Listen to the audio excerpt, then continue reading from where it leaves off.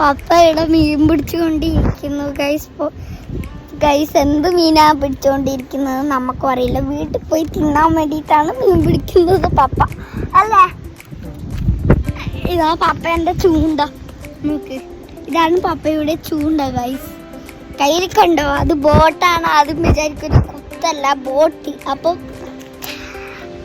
നമ്മളെ bike Jupiter ഇവിടെ തളർന്നിരിക്കുകയാണ്. ഇതാ ജൂപ്പിറ്ററിനെ ഞാൻ കാണിച്ചു തരാം. ഇതാണ് നമ്മളെ ജൂപ്പിറ്റർ.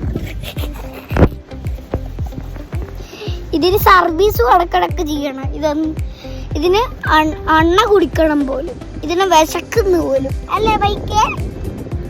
ഈ ബൈക്കിന് വിശക്കുന്ന പോലും. അപ്പം നല്ലൊരു സ്ഥലമുണ്ട് കേട്ടോ.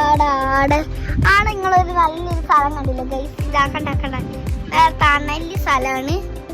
നല്ല തണലി സ്ഥലമല്ലേ? നോക്കിക്ക്, നല്ല തണലി സ്ഥലമാണ്. ഞാൻ കാണിച്ചത് ഇത് തണലി സ്ഥലമായത്. തണലി സ്ഥലം. പപ്പ ഞാനും പപ്പയും മാത്രമേ ഇടിയുള്ളൂ. അമ്മ ഇല്ല, ഓഫീസിൽ പോയി. എനിക്കും പപ്പക്ക് ഓഫീസില്ല, എനിക്ക് സ്കൂളും ഇല്ല. അമ്മമ്മയും അച്ചാച്ചനും വീട്ടിലിരിക്കുകയാണ്. വൈകുന്നേരം എൻ്റെ അമ്മേൻ്റെ വീട്ടിലേക്ക് പോകണം. അപ്പം പപ്പ ബോട്ട് ചെയ്തു. ഇനി അമ്മയെ ബോട്ട് ചെയ്യാനുള്ളൂ. ചെറിയേട്ടയ്ക്ക് ബോട്ട് ചെയ്യാൻ പറ്റില്ല ഗൈസ്. അപ്പോൾ അതുകൊണ്ട് തന്നെ നല്ല സ്പോട്ട് നോക്കാം. നല്ല സ്ഥലമില്ല, നല്ല വെള്ളമല്ലേ, കുളിക്കുന്ന വെള്ളം. നല്ല സ്ഥലമല്ല, വെള്ളം പോലത്തെ ഈ സാധനം. ഇവിടെ നല്ലോണം നമുക്ക് മീൻ പിടിക്കാം. ഇതാ ഞാൻ കാണിച്ചു തരാം.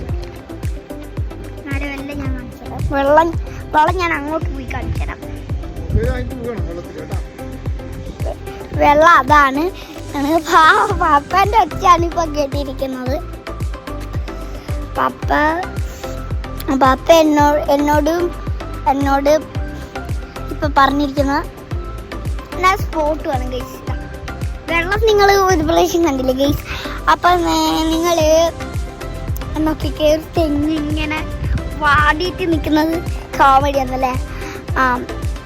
ഇത് മരം.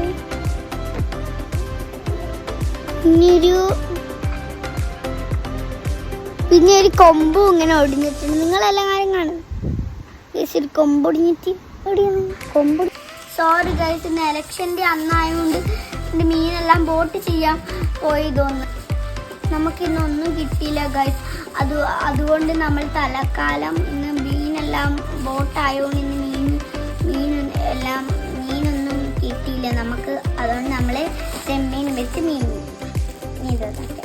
എൻ്റെ ബ്ലോഗ് ഇഷ്ടമെങ്കിൽ ലൈക്കും സബ്സ്ക്രൈബും എല്ലാവരും ചെയ്യണേ. Bye bye, Tata.